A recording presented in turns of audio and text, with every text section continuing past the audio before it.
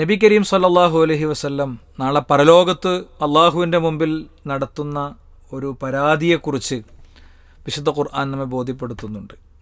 നിങ്ങൾ ആലോചിച്ച് നോക്ക്, ഏത് ഘട്ടത്തിലും വിശ്വാസികൾക്ക് വേണ്ടി സ്നേഹവും കരുണയും മാത്രം ആഗ്രഹിച്ച പ്രവാചകൻ സല്ലല്ലാഹു അലൈഹി വസല്ലം മഹ്ശറയിൽ നിന്ന് അവരെ വിചാരണക്കെടുക്കാൻ വേണ്ടി ദീർഘകാലത്ത് സുജൂദ്, സിറാത്തിൻ്റെ അരികിൽ സല്ലിം എൻ്റെ ഉമ്മത്തിനെ രക്ഷിക്കണേ എന്നൊക്കെ പ്രാർത്ഥിച്ച പ്രവാചകൻ, ഹൗദുൽ കൗസറിൻ്റെ അരികിൽ നമുക്ക് വേണ്ടി ഹൗദുൽ കൗസർ നൽകാൻ കാത്തിരിക്കുന്ന റസൂലുള്ളാഹി സ്വല്ലല്ലാഹു അലൈഹി വസല്ലം, ഭൂമിയിൽ നിന്നാണെങ്കിൽ തനിക്കെതിരെ കൊട്ടേഷൻ കൊടുത്തവർക്ക് വരെ മാപ്പ് കൊടുത്ത പ്രവാചകൻ സ്വല്ലല്ലാഹു അലൈഹി വസല്ലം. പക്ഷേ പരലോകത്ത് വരുമ്പോൾ അള്ളാഹുടെ നടത്തുന്ന പരാതി ഏതാണ്? യാ റബ്ബി ഇന്ന ഖൗമി ഇത്തഖദു ഹാദൽ ഖുർആന മഹ്ജൂറ, എൻ്റെ ജനങ്ങൾ ഈ ഖുർആനിനെ അവഗണിച്ച് കളഞ്ഞു പഠിച്ചോനെ എന്ന ആ ഒരു വല്ലാത്ത വാക്കാണ്. ഇവിടെ ഈ എൻ്റെ ജനങ്ങൾ അവഗണിച്ചു എന്ന് പറഞ്ഞാൽ എന്താണ്? ആ അവഗണന എന്താണ്? പണ്ഡിതന്മാർ അതിനെ വളരെ കൃത്യമായി പറഞ്ഞിട്ടുണ്ട്. ഈ ആയത്തിനെ വിശദീകരിച്ച് ഇബ്നു കസീർ റഹിമഹുള്ള പറഞ്ഞത് തർക്കു തദബ്ബുരിഹി വ തഫഹുമിഹി മിൻ ഹജ്റാനിഹി, ഖുർആൻ പഠിക്കാതിരിക്കുക, അത് മനസ്സിലാക്കാതിരിക്കുക, അതിലുള്ള വചനങ്ങൾ സ്വന്തം ജീവിതത്തോട് ചേർത്ത് വെച്ച് ചിന്തിക്കാതിരിക്കുക, ഇതൊക്കെ ഹജറാണ്. നമ്മളിങ്ങനെ ഒരു കാര്യം കേൾക്കുകയാണ്, എന്താണ്, പാവങ്ങൾക്ക് ഭക്ഷണം കൊടുക്കണം എന്ന് ഖുർആൻ്റെ ഒരു തത്വം കേൾക്കുകയാണ്. ഞാൻ എത്രത്തോളം ഭക്ഷണം കൊടുക്കുന്നുണ്ട്, ഞാൻ ആ കാര്യക്ക് എത്രത്തോളം ശ്രദ്ധിക്കുന്നുണ്ട്, അല്ലേ? നീ നിൻ്റെ മാതാപിതാക്കളെ ബഹുമാനിക്കണം, അവരെ ആദരിക്കണം, ഞാൻ ഈ വിഷയത്തിൽ എത്രത്തോളം ഓക്കെയാണ്, ഞാൻ എത്രത്തോളം മെച്ചപ്പെടാനുണ്ട്.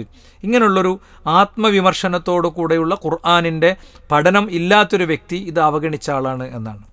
അതുകൊണ്ട് തന്നെ പണ്ഡിതന്മാർ എത്ര ശക്തമായ ഭാഷയിലാണ് ഈ വിഷയങ്ങളൊക്കെ പറഞ്ഞത്. ഇമാം നവവി റഹിമുള്ള പറഞ്ഞത് ലൈസ ഹല്ലുഹു മിനൽ ഖുർആൻ ഇല്ലാ മുറൂറുഹു അലൽ ലിസാൻ, ഖുർആനുമായിട്ട് അവർക്ക് പരമാവധിയുള്ള ബന്ധം എന്ന് പറയുന്നത് നാവ് കൊണ്ട് അതിങ്ങനെ ഉച്ചരിക്കൽ മാത്രമാണ്. അതും ചില ആളുകൾക്ക് റമളാനിലുള്ളൂ, റമളാനൊന്നും കഴിഞ്ഞാൽ പിന്നെ ഒട്ടുമില്ല, അപ്പോൾ പിന്നെ അവരുടെ കഥ എടുക്കാനില്ല. മാത്രമല്ല, ഒന്നുകൂടി അദ്ദേഹം പറഞ്ഞു വത്തദബ്ബുറുൽ കലാമി ബിദൂനി ഫഹ്മി മഅനീഹി ലാ യുംകിൻ, അർത്ഥം മനസ്സിലാക്കാതെ ഒരിക്കലും ചിന്ത എന്നുള്ളത് നടക്കൂല. എന്നിട്ട് അദ്ദേഹം പറയാം അയ്ളൻ ഫൽആദ തംനഉ അൻ യഖറഅ ഖൗമുൻ കിതാബൻ ഫീ ഫന്നിൻ മിനൽ ഇൽമി, ഒരു വിജ്ഞാന ശാഖയിൽ ഒരു ഗ്രന്ഥം ഒരാൾ വായിക്കുമ്പോൾ അങ്ങനെയാണല്ലോ, അത് മനസ്സിലാക്കാതെ വായിക്കുക എന്നുള്ളത് ഒരു പൊതുവായ ഈ പറയുന്നതിനെ ന്യായീകരിക്കുന്നതാണ്. തിബ്ബി വൽ ഹിസാബ്, മാത്തമാറ്റിക്സ് അല്ലെങ്കിൽ മെഡിക്കൽ ബുക്സ്, ഇതൊക്കെ വായിക്കുമ്പോഴും ഇങ്ങനെ തന്നെയാണല്ലോ. അവരതിനെ വ്യാഖ്യാനിക്കുകയോ വിശദീകരിക്കുകയോ മനസ്സിലാക്കുകയോ ചെയ്യുന്നില്ലെങ്കിൽ അവർക്കതുകൊണ്ട് ഉപകാരം കിട്ടുകയില്ല.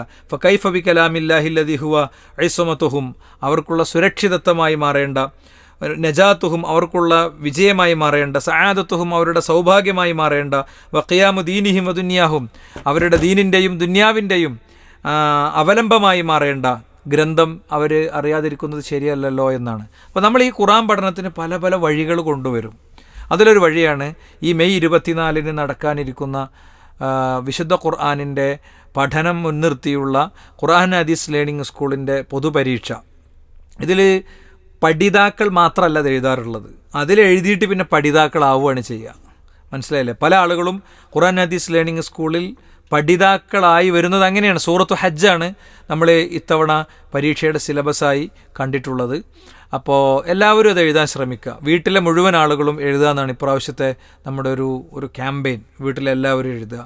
പിന്നെ അതിൻ്റെ ക്വസ്റ്റ്യൻ ബാങ്കുകൾ ഉണ്ടാവും, അത് പരിശോധിക്കുക. അമാനിമോലയുടെ പരിഭാഷ ഇല്ലാത്ത ആളുകൾക്കൊക്കെ ഇപ്പോൾ ജമീലിൽ നമ്മൾ കൊണ്ടുവന്നിട്ടുണ്ട്. ജമീൽ ആപ്പിൽ പിന്നെ പരിഭാഷ ഉണ്ട്. ഏത് ആയത്തെടുത്തു കഴിഞ്ഞാലും അതിൻ്റെ പരിഭാഷ നമുക്ക് കൃത്യമായിട്ട് കിട്ടും. വാക്കർത്ഥങ്ങൾ കിട്ടും, പരിഭാഷ കിട്ടും, എല്ലാം കിട്ടും. അപ്പോൾ അതുകൊണ്ട് തന്നെ നമ്മളൊക്കെ ഇതിൻ്റെ ഭാഗമാകണം. നമ്മളുള്ള പള്ളികളിൽ ഇത് ചർച്ചയാകണം, നമ്മളുള്ള ഖുർആൻ ഹദീസ് ലേണിംഗ് സ്കൂളിൽ ഇത് ചർച്ചയാകണം, നമ്മളുടെ സ്റ്റാറ്റസിൽ ഇത് വരണം, നമ്മുടെ ഫ്രണ്ട് സർക്കിളിലേക്ക് ഇത് കൊടുക്കണം.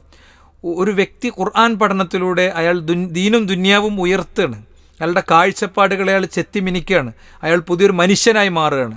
അപ്പോൾ ആ രീതിയിൽ ഇത് ആകുന്നിടത്ത് നമുക്ക് വലിയ റോളുണ്ട്.